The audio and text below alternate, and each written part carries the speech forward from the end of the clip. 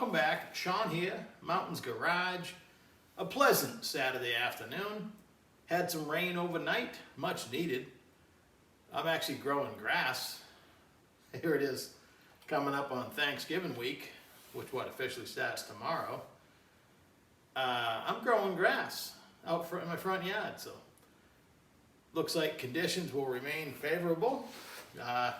It's the afternoon. I'm out here in the shop working on my junky 47 Ford pickup hot rod project.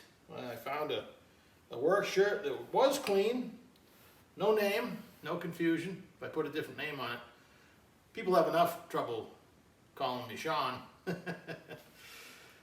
Anyway, today I'm putting the front axle in. Now, this front axle, like I mentioned in the first video, was in this chassis years ago. And then it went off on another project, 31 Ford two-door, T-U-D-O-R, with a 32 Ford chassis. Long story short, this front end's back, and I'm once again reassembling it into this chassis. I had to get hairpins. It's pretty simple. This has a suicide leaf spring mount on the front. Now, I didn't name it that years ago. Hot Rodders did. I assume because the most forward piece of the chassis is the leaf spring mount, and the whole front axle hangs out ahead of the frame.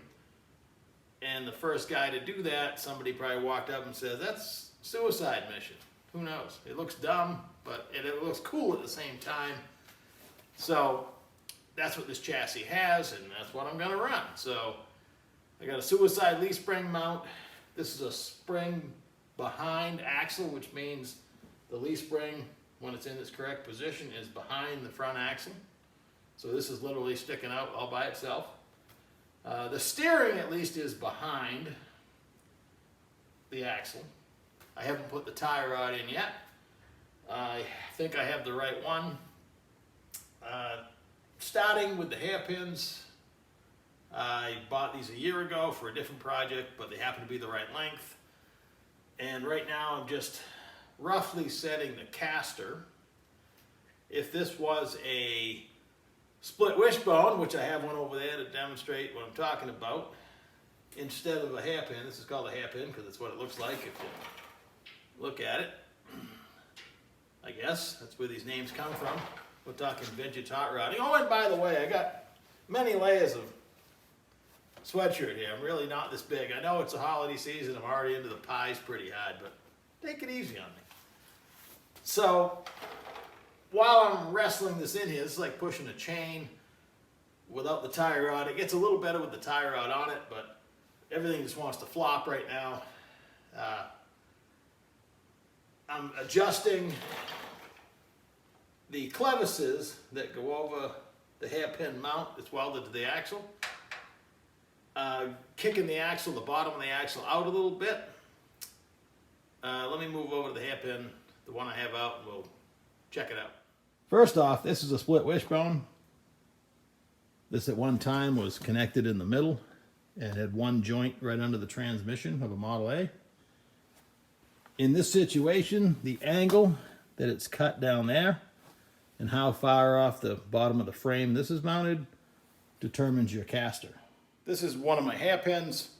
I've adjusted the bottom clevis out about 4 turns from all the way in. The upper one's still all the way in.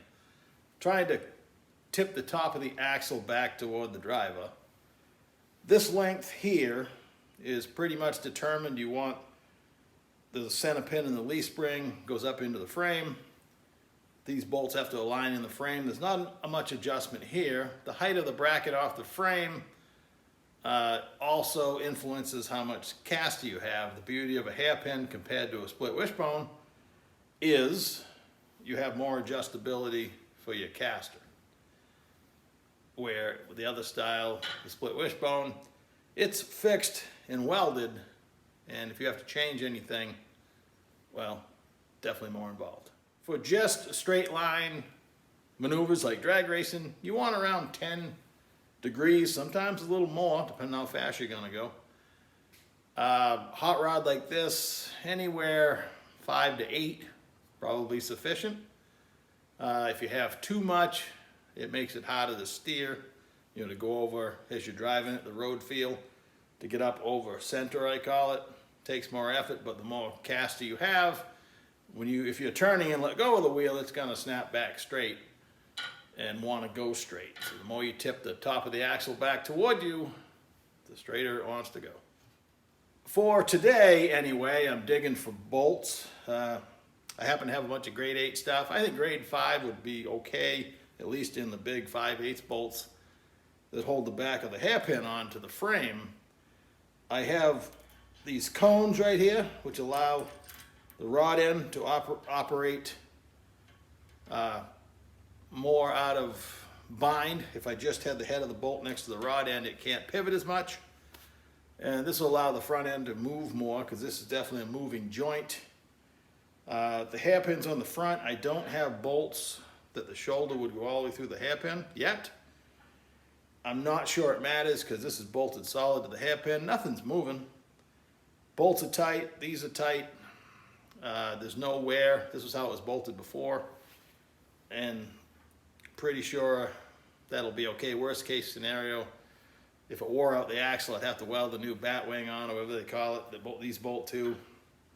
I'm probably over worrying that, but this here, the rod end itself, operates on the shoulder of the bolt.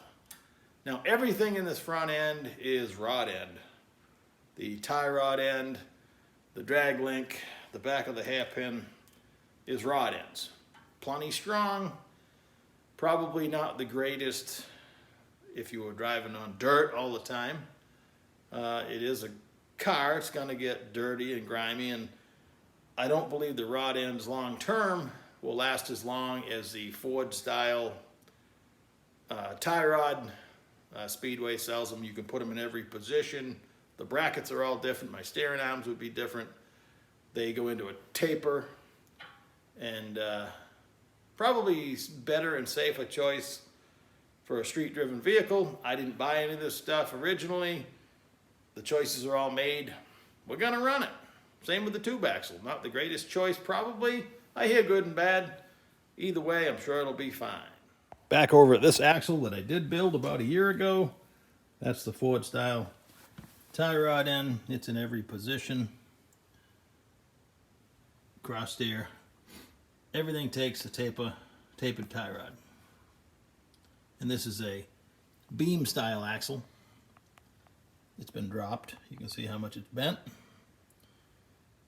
And the leaf spring is mounted directly over the axle, not behind it or in front of it. Well, I managed to wrestle it under the chassis. Excuse the noise while I roll around on my stool. I started with both of these rod ends all the way in and gradually kept backing them out. You know, so many turns. I'm 10 turns out on both sides, and that allowed the pin to drop into the hole comfortably.